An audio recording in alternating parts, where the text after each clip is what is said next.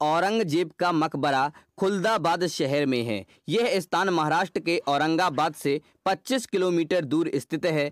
बहुत से लोग इस बात पर आश्चर्य व्यक्त करते हैं, शासन करने वाले मुगल सल्तनत के अंतिम शक्तिशाली शासक औरंगजेब को आखिर खुलदाबाद में ही क्यों दफना दिया गया है। औरंगजेब का मकबरा बिना ज़्यादा तड़क भड़क बहुत सरलता से निर्मित किया गया है। यहाँ सिर्फ मिट्टी दिखती है। मकबरे को साधारण सी वाइट चादर से कवर किया हुआ है। कब्र के ऊपर एक पौधा भी रोपा गया है। औरंगजेब जैसा कि उसके विषय में प्रसिद्ध है, उसे ज़्यादा तड़क भड़क और साज सज्जा पसंद नहीं थी।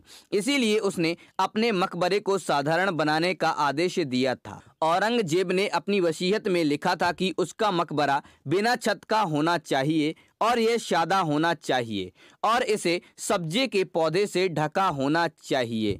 इस मकबरे के पास लगे पत्थर पर औरंगजेब का पूर्ण नाम खुदा हुआ है, अब्दुल मुजफ्फर मुहीउद्दीन औरंगजेब आलमगीर। संभवतः बहुत कम लोग उसका पूरा नाम जानते होंगे। औरंगजेब 1618 में पैदा हुआ था और उसकी मृत्यु 1707 में हुई थी।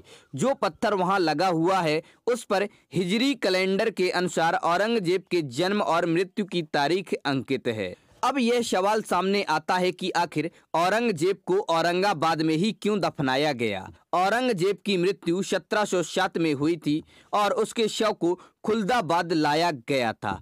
औरंगजेब मरने से पहले अपनी वसीयत करके गया, जिसमें उसने लिखा था कि उसकी मृत्यु के पश्चात उसे उसके गुरु सैयद जैनुद्दीन के निकट ही सुपुर्दे खाक किया जाए।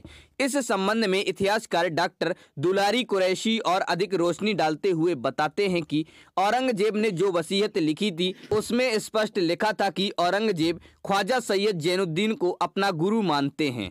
जैनुद्दीन की मृत्यु औरंगजेब से काफ़ी पहले हो चुकी थी। औरंगजेब भले ही रूढ़वादी और कट्टर धर्मांध था, पर वह विद्वान भी था। डॉक्टर कुरैशी बताते हैं कि औरंगजेब पढ़ने में बहुत समय व्यतीत करता था और ख्वाजा सैयद जैनुद्दीन को फॉलो करता था। यही कारण था कि उनकी अंतिम इच्छा अपने गुरु के निकट दफन होने की थी।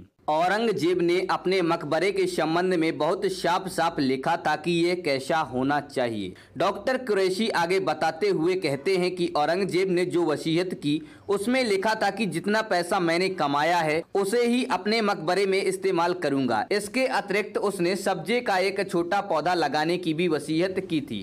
ज्ञात हो कि औरंगजेब राजकोष से अपने निजी खर्च के लिए धन नहीं लेता था, इसके लिए वह टोपियां सिलता था। उसने अपनी हस्तलिपि में कुरान शरीफ भी लिखी थी। औरंगजेब की मृत्यु के पश्चात उसके पुत्र आजम शाह ने औरंगजेब के मकबरे का निर्माण खुलदाबाद में कराया था। औरंगजेब की अंतिम इच्छानुसार उसे एकदम साधारण से मकबरे में सैयद जैनुद्दीन सिराज के निकट दफनाया गया था। इससे पहले के बनाए गए मुगल बादशाहों के मकबरे भव्य और सुंदर बनाए गए और सुरक्षा के पूरे इंतजाम किए गए थे, लेकिन औरंगजेब का मकबरा मात्र लकड़ी से बना था। लॉर्ड लिटन जब औरंगजेब की मजार देखने गया तो वह यह देखकर अचंभित हुआ कि इतने महान सम्राट का मकबरा इतना साधारण कैसे हो सकता है। इसके पश्चात लिटन ने संगमरमर की ग्रिल मकबरे के इर्द गिर्द लगवाई। खुलदाबाद धार्मिक और ऐतिहासिक रूप से अत्यंत महत्व रखता है। यहाँ भद्र मारुति मंदिर, इसके अतिरिक्त सूफी संतों के स्थान और मुगल सम्राट औरंगजेब के अलावा कई अमीरों की कब्रें भी हैं। खुलदाबाद को पहले पृथ्वी का स्वर्ग भी कहा जाता था। इतिहासकार संकेत कुलकर्णी ने खुलदाबाद के ऐतिहासिक महत्व पर प्रकाश डालते हुए कहा कि काबुल, बुखारा, कंधार, समरकंद, ईरान, इराक और दूर दूर से सूफी संत खुलदाबाद पहुंचते थे। खुलदाबाद दक्षिण भारत में इस्लाम धर्म का प्रमुख केंद्र और सूफी संतों का गढ़ रहा है। देश विदेश के सूफी संत यहाँ एकत्र होते थे और उनकी कब्रें यहीं खुलदाबाद में स्थित हैं। इतिहासकारों ने इस संबंध में बताया कि 1300 ईस्वी में दिल्ली के प्रसिद्ध सूफी संत निजामुद्दीन औलिया ने अपने शागिर्द मुंतजीबुद्दीन बख्श को 700 सूफी संतों और फकीरों के साथ दक्कन में इस्लाम धर्म के प्रचार हेतु देवगिरी के लिए रवाना किया था। यह वह समय था जब खिलजी सुल्तान अलाउद्दीन खिलजी ने देवगिरी के शासक रामदेव राय यादव को अपने अधीन कर लिया था। इस प्रकार सूफी संत मुंतजीबुद्दीन राजधानी दौलताबाद को अपनी गतिविधियों का केंद्र बनाया और अपने साथ आए सूफी संतों और फकीरों को इस्लाम धर्म के प्रसार के लिए दक्षिण भेजा। 1309 में दौलताबाद में ही मुंतजीबुद्दीन का देहांत हो गया और उसे यहीं दफना दिया गया था। उसकी कब्र खुलदाबाद में एक पहाड़ की तलहटी में बनाई गई है। इतिहासकार संकेत कुलकर्णी इसके आगे बताते हैं कि मुंतजीबुद्दीन की मौत के बाद निजामुद्दीन औलिया ने अपने एक शिष्य गरीब नवाज को 700 और सूफियों और फकीरों अथवा दरवेशों को दक्कन के लिए भेजा था। इन सूफियों के साथ में पैगंबर मोहम्मद की पोशाक का हिस्सा और उसके चेहरे के बाल भी दिए गए थे।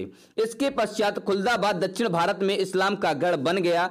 सूफी संत बुरहाउद्दीन ने यहाँ 29 वर्ष तक रहकर इस्लाम का प्रसार और प्रचार किया था।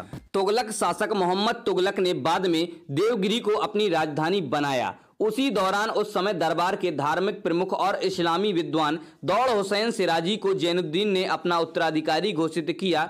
यद्यपि जैनुद्दीन ने अपने किसी उत्तराधिकारी की नियुक्ति नहीं की, क्योंकि उनका कोई उत्तराधिकारी योग्य नहीं था।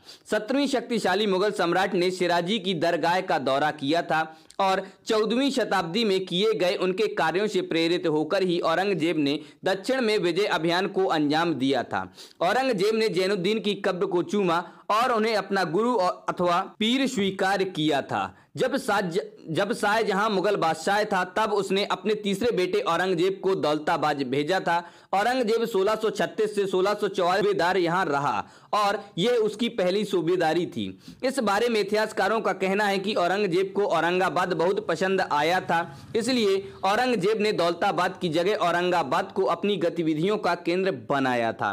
डॉक्टर कुरैशी इस संबंध में कहते हैं कि सम्राट औरंगजेब ने दौलताबाद से एलुरु तक पूरे दक्कन का भ्रमण किया था। अपने यातायात के लिए दौलताबाद से एलुरु तक सड़क का निर्माण भी कराया था। वर्ष 1662 में औरंगजेब को फिर से औरंगाबाद की सूबेदारी मिली और वह यहां लौट आया। 1652 और 1659 के बीच औरंगजेब ने औरंगाबाद में बहुत से निर्माण कार्य किए। उसके द्वारा कराए गए निर्माण कार्यों को हम फोर्ट और हिमायत बाग के रूप में देख सकते हैं। औरंगजेब ने मुगल सल्तनत को लगभग पूरे भारत में फैला दिया था, लेकिन महाराष्ट्र से मराठा आक्रमण बढ़ता जा रहा था। औरंगजेब 1681-82 में दक्कन लौट आया। औरंगजेब ने मुगल साम्राज्य को सबसे विस्तृत किया था।